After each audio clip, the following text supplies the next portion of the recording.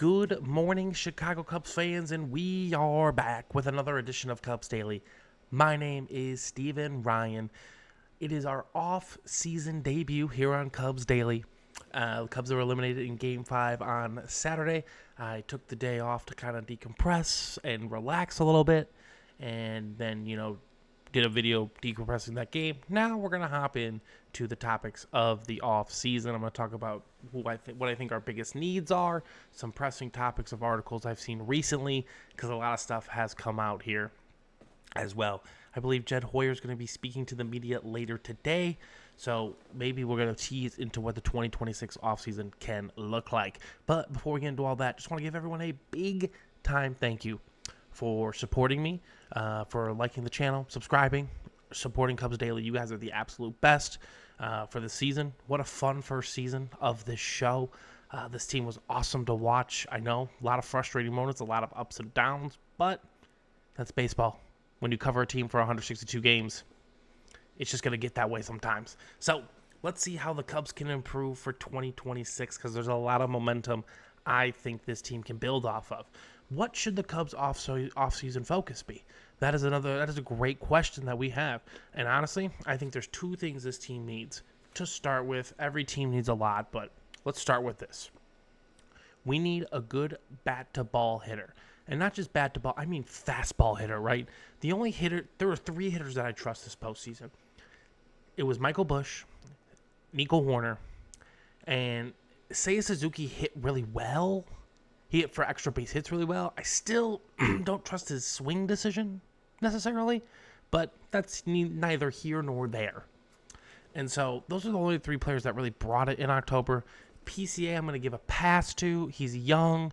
He's kind of learning the game still. He needs to get that valuable experience. Matt Shaw, under the same light there, a rookie, needs to get that experience. The other thing I think this Cubs team needs is a power pitching arm. I'm not sure where we're going to find it. I'm not sure if there's a trade that can be made to make that happen, but we need to find an ace of the staff. Do I think Cade Horton could be it? Yes. Do I think he's going to be it this year? No. I think these roles that we want these guys to become, they take a lot of time, right? When you look at PCA's final line, you say, oh yeah, 31 home runs, 95 RBIs. We do realize 26 or 27 of those home runs came in the first half of the season.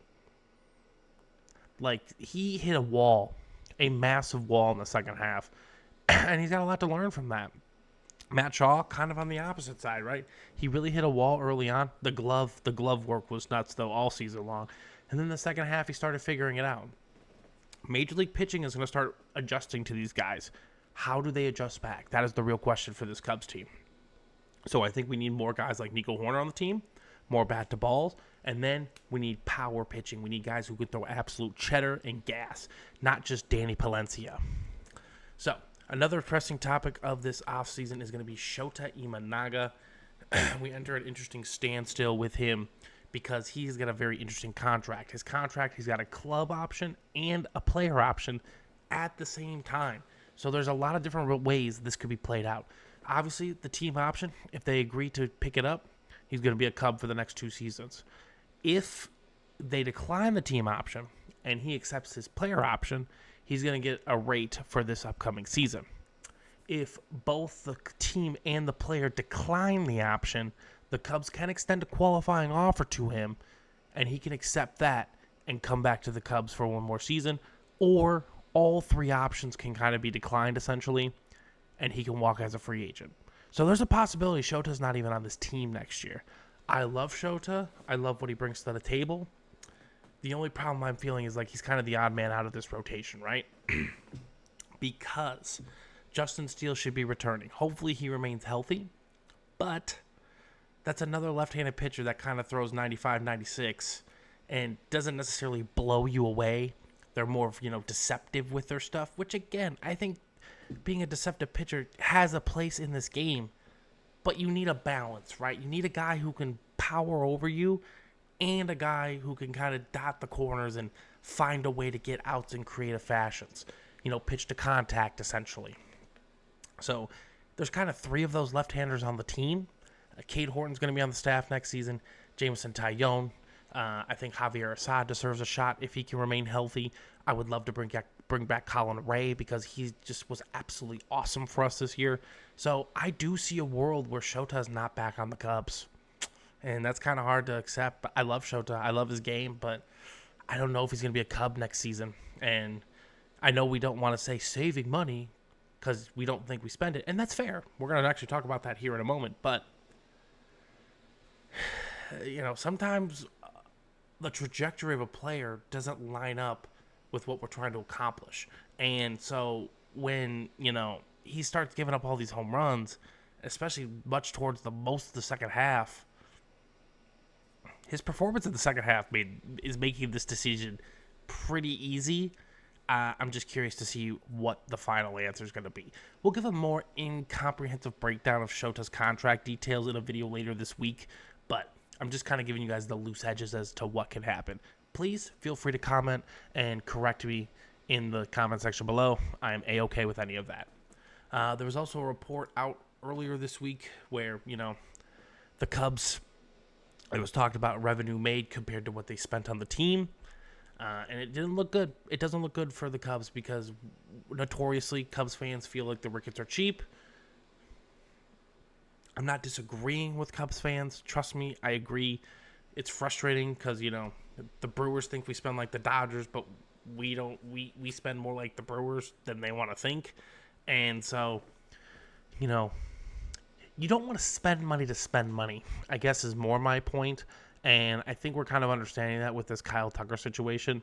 You don't want to just give a guy $300-400 million, But you do want him to spend. You just want him to spend correctly.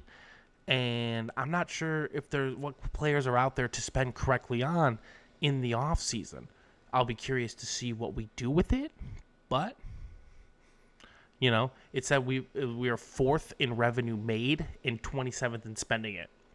So just to us Cub fans, it feels like, we're not reinvesting in the team, right? And that's incredibly frustrating because we support this team dearly with all of our hearts. We love this team. Wrigley Field shows out all the time. I think the front office saw it in the postseason, right? We were 4-1. To say that you don't want postseason baseball at Wrigley Field would be a lie to yourself because you're going to make so much more money if the Cubs are hosting playoff games. So you need to invest in the team to make sure that we can get into the playoffs and have a good chance, though. But there are absolutely levels to this, right? We're experiencing it. We experienced it with the Brewers, and the Brewers are experiencing it now with the Dodgers. I'm not asking the Cubs to spend $350 million. That's insane. But I am asking them to say, hey, what kind of talent can we add to this team that puts us over the top, right? I want to win the Central because if we can win the Central and get home field advantage in the DS, then maybe, just maybe, we win that Game 5 and we're off to L.A. Actually, honestly, if we win the Central this year, the Dodgers will be coming to Wrigley. Straight up. And I like our chances at Wrigley all day, every day.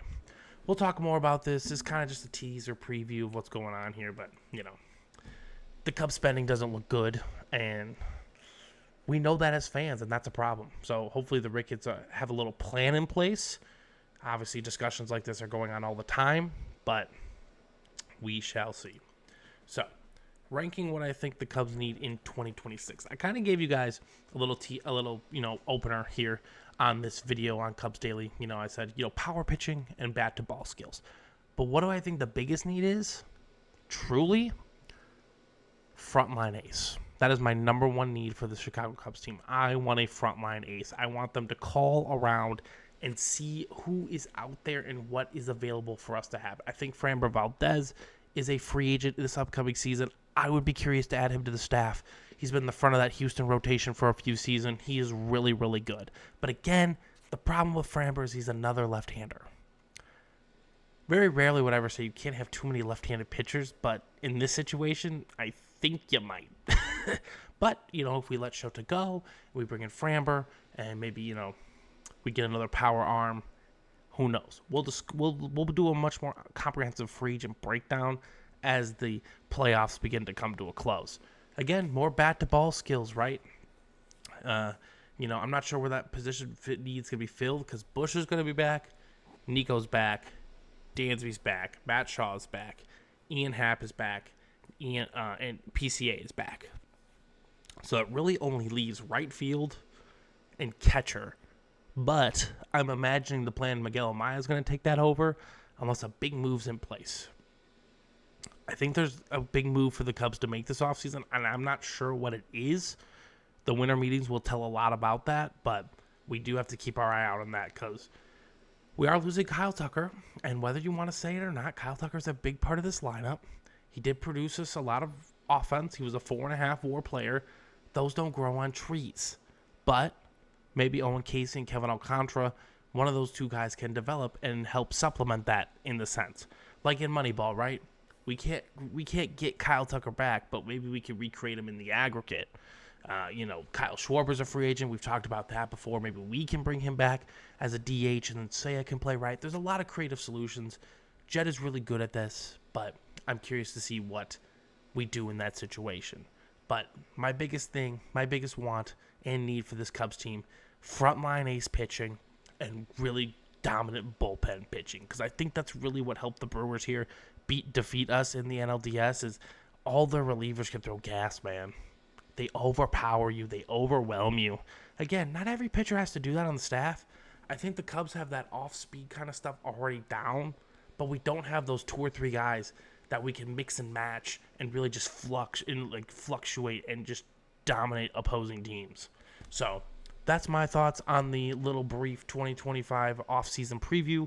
Again, I'm going to go more in depth as the week goes on. I believe Jed Hoyer is going to be speaking to the media later today, but that is going to do it for today on Cubs Daily.